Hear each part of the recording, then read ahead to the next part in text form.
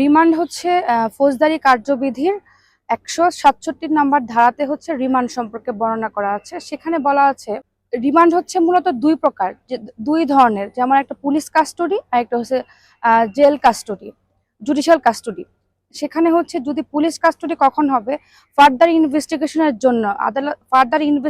জন্য যদি আদালত মনে করে যে এই ক্ষেত্রে তাকে পুলিশ কাস্টডিতে দেওয়া প্রয়োজন তদন্তের স্বার্থে, সেক্ষেত্রে আদালত রিমান্ডটা মঞ্জুর করতে পারে ১৬৭ ধারা অনুযায়ী। সেক্ষেত্রে ১৫ দিনের বেশি কখনোই হবে না, এবং একদিন, ৩ দিন, ৫ দিন, ৭ দিন এরকম, বাট ১৫ দিনের বেশি কখনোই একটা পুলিশ কাস্টডিতে তাকে রাখা যাবে না। যদি বলি আইনগতভাবে ফৌজদারি কার্যবিধিতে ৪৯৬, ৪৯৭ এবং ৪৯৮ ধারাতে জামিন সম্পর্কে বলা আছে। ৪৯৬টা হচ্ছে আপনার বেলেবল অফেন্স।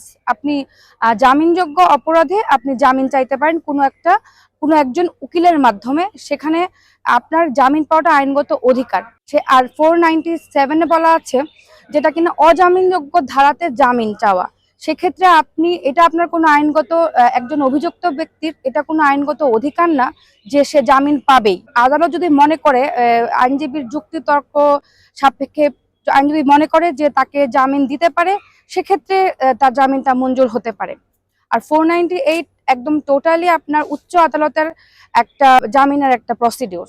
জিডিটা হচ্ছে জেনারেল ডায়েরি। আপনি যে কোনো কারণে জিডি করতে পারেন। হ্যাঁ, নর্মালি আমরা কিন্তু অনেক সময় দেখি যে কোনো কিছু হারায় গেল, সেক্ষেত্রেও জিডি করতে পারি। আবার আমি যদি কোনো আশঙ্কা করি যে কেউ আমাকে হুমকি দিচ্ছে, কোনো চাঁদাবাজির হুমকি দিচ্ছে, মানে মূলত হচ্ছে এটা আপনার অধর্তব্য কোনো অপরাধ, যেটা কিনা ভবিষ্যতে হতে পারে, এই ধরনের কোনো অপরাধ সম্পর্কে আমি আশঙ্কা করতেছি আমার ক্ষতি হতে পারে, সেটা হচ্ছে আপনার জিডি, জেনারেল ডায়েরি। আমি থানাতে যে পুলিশ যে ভারপ্রাপ্ত কর্মকর্তা থাকে তাকে আমি লিখিতভাবে একটা সাধারণ একটা ডায়েরি করতে পারি। আর ফার্স্ট ইনফরমেশন রিপোর্ট, এফআইআর, সেটা হচ্ছে যেই অপরাধটা অলরেডি ঘটে গেছে, সেখানে একজন ব্যক্তি ইনফরমেন্ট হয়ে পুলিশ ইনচার্জের কাছে যে লিখিত বা মৌখিকভাবে একটা অভিযোগ দায়ের করতে পারে, যেখানে কিনা অপরাধ সম্পর্কে বর্ণনা থাকবে, ডেট, টাইম, প্লেস সম্পর্কে বর্ণনা থাকবে। এটা হচ্ছে ধর্তব্য এবং অধর্তব্য অপরাধ, জিডি এবং ফার্স্ট ইনফরমেশন রিপোর্ট বা এফআইআর।